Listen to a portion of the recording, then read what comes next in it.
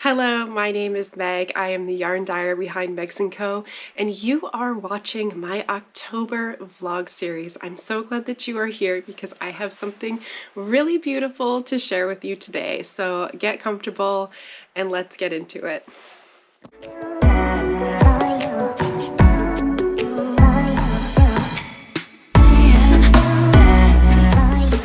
So welcome to my October vlog series. I am going to be sharing little short vlogs all October long, and today I am downstairs in my yarn room. Today is Tuesday. It is Tuesday evening. It is after work, and while I'm not doing any yarn dyeing today, this is the room that I normally do my yarn dyeing in, I do have some really beautiful things to share with you. So over the weekend, I did a ton of dyeing.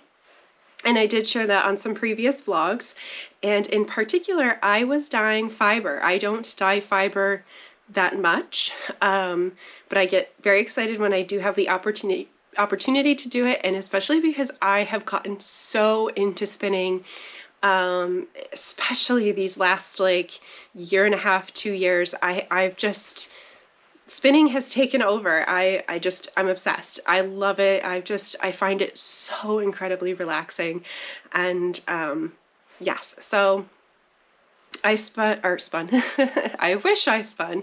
I dyed a whole bunch of fiber over the weekend, and this is for a wholesale order, so this is not actually going to be on my website. There are some recipes that I'm already obsessed with, and I do think I want to revisit them, so maybe in the next month or so they might come back around. I have just so much going on, including going to Rhinebeck, so, and then the holidays always just come in like a force, so I literally mean that when I say it probably will not be like months before I can even think about revisiting this, but yeah, so I'm just so excited how these colors turned out. I did 5 colors and they are all just, I love them.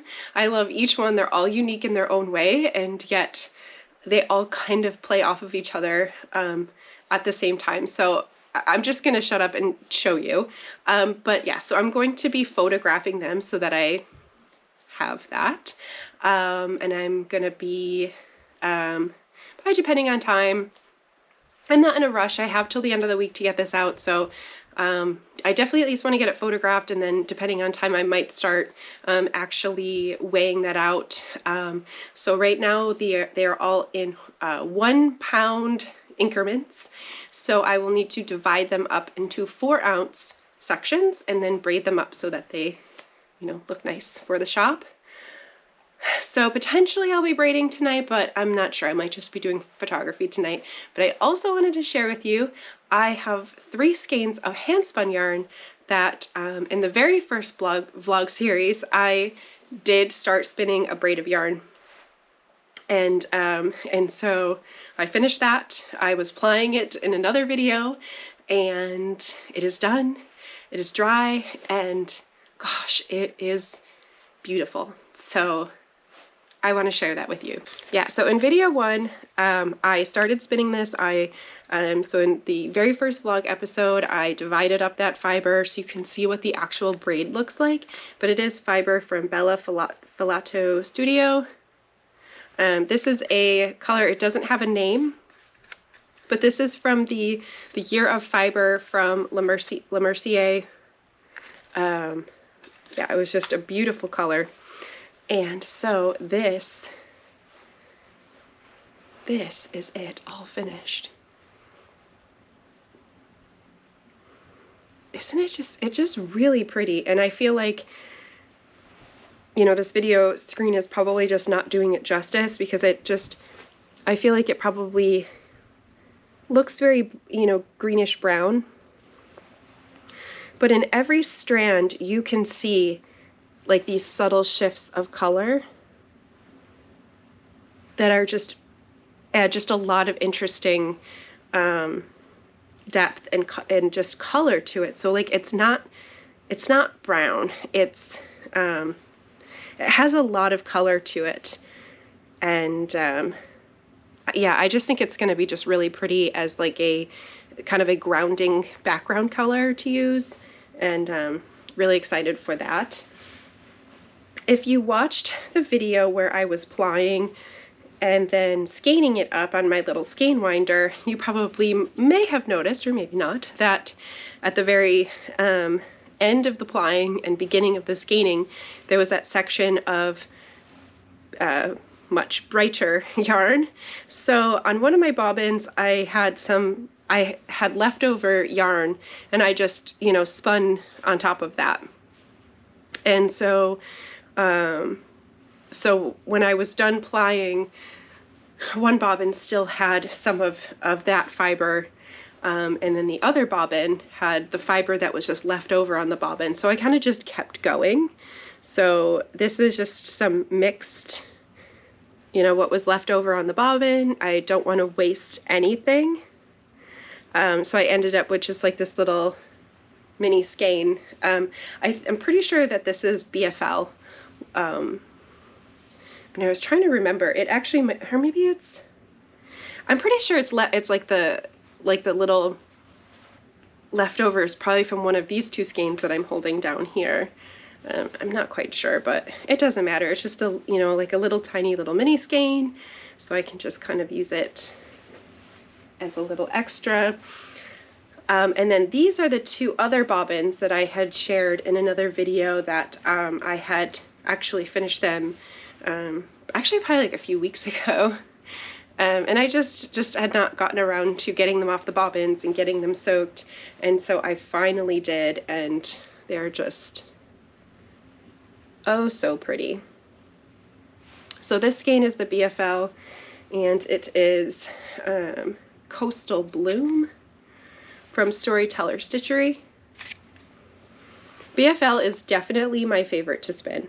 Every time I spin it, it just comes out so nice, so even. I love the natural shine to it. It just has, to me, it just has the perfect amount of tooth, and it just drafts so nicely, and I feel like I can get a very nice even spin on it, and it still is soft enough for next to skin wear. And I feel like this skein, you know, it looks very even. Very happy with how it turned out. This is 100% US Rambouillet, and this is from Little Fiber Co, and it's called Antique Shop. And again, obsessed, absolutely beautiful. And so this is just very fine. It's much softer, much finer. It's ooey gooey. But it was definitely much more difficult to spin. You know, that's kind of the trade-off with those very fine fibers that are just very slippery. So I did notice that this was just a little bit, you know, harder to spin because it wants to kind of pull out of your hands a little bit more. And I feel like you can definitely see that in the spin, that it's just a lot more uneven. So I definitely still have some work, some practice to do to continue to, you know, hone my skills and, you know, continue to work on my consistency. But I'm still very happy with it. And it's one of those things that, like, once you actually knit it into a fabric, I have found that, you know, your fabric is very forgiving to, you know, this kind of lumpy, bumpy yarn, that you really don't end up seeing it that much, like as much as you think you would. So very pretty, very beautiful.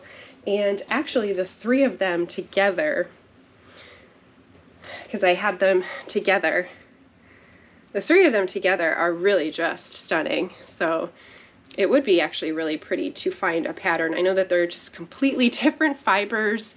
They're all about a DK weight. This one in the end that, you know, has a lot more kind of thick and thin parts might be more leaning towards a worsted weight. But they're all kind of, you know, the same-ish weight, close enough for something like a shawl. But even though there are three completely different fibers, I think it would still be fun to kind of find like a shawl pattern or something that I could like mix them together, because they're just really pretty. So that is how those turned out. Very happy with it.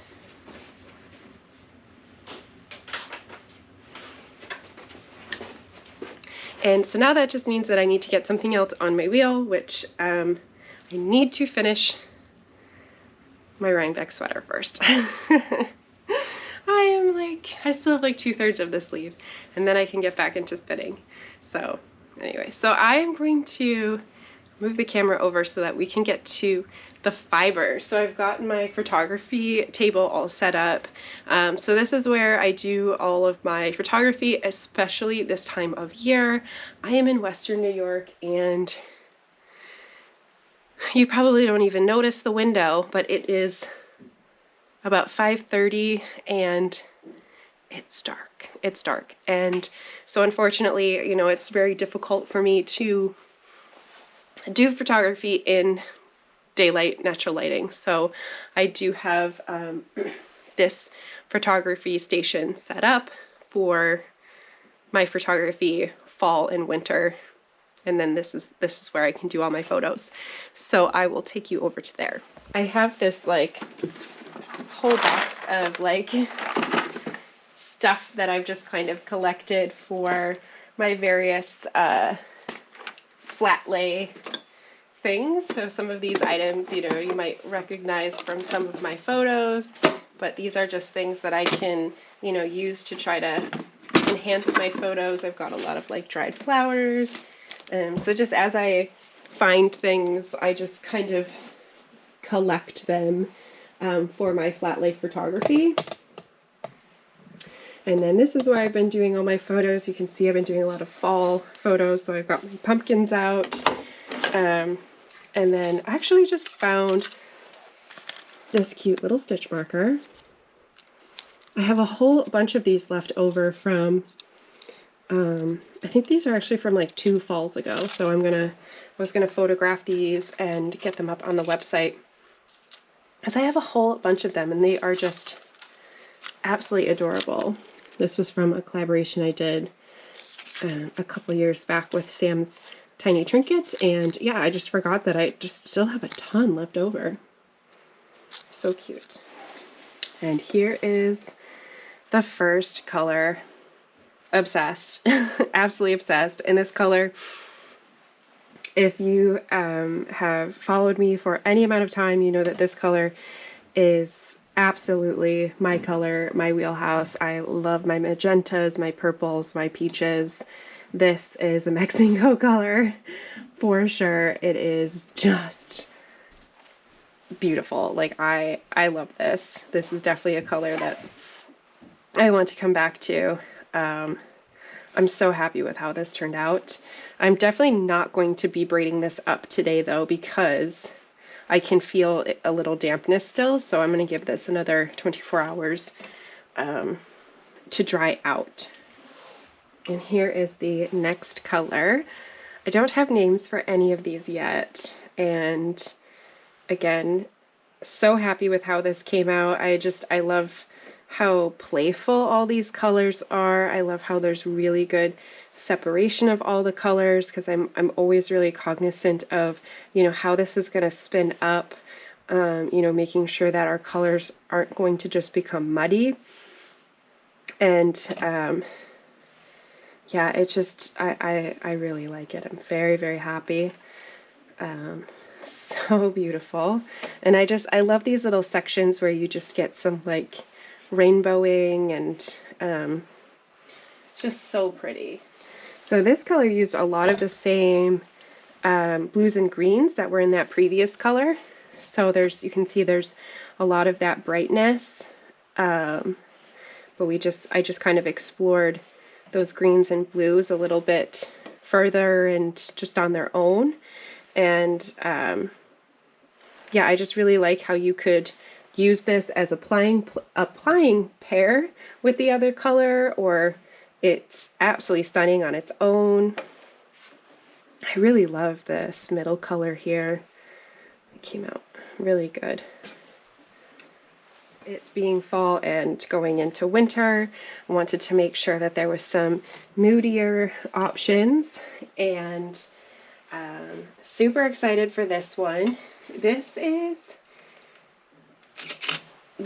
a color that I have actually dyed and spun before. I'm gonna have to pull out the skein. I always feel like this is one that just, how it looks on the fiber.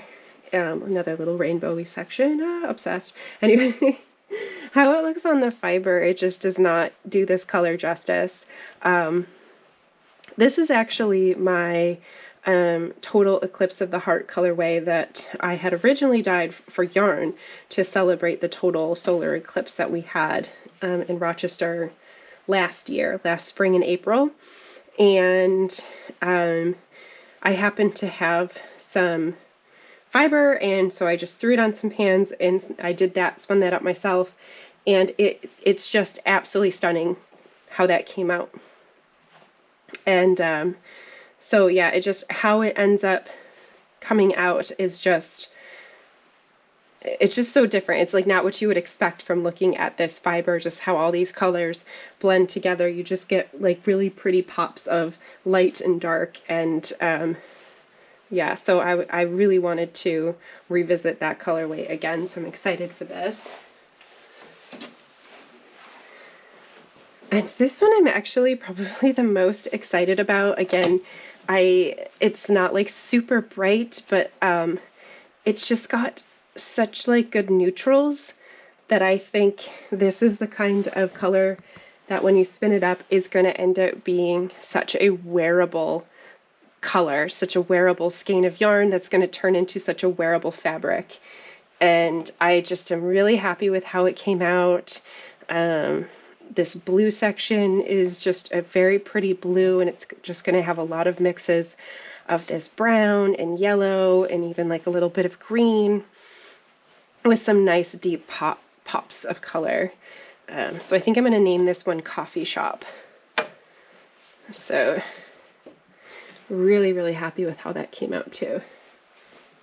So that is all the fiber, and yeah, so I guess I'm not really going to do as much work today as I had originally planned because it still just felt just slightly damp, so I'm going to let it sit for another overnight. Tomorrow is Wednesday, which means it is fiber night, so I will not be getting to it tomorrow. So I will get to it on Thursday. So I'm excited to actually get this braided up. It always looks so pretty when it's in the braid, and then I will definitely have to photograph everything. So that's really it. I guess my work is done here. Short night, easy night, and so I'm gonna head back upstairs.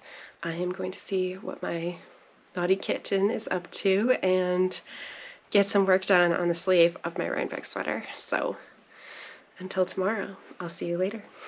Please like and subscribe, do all the things.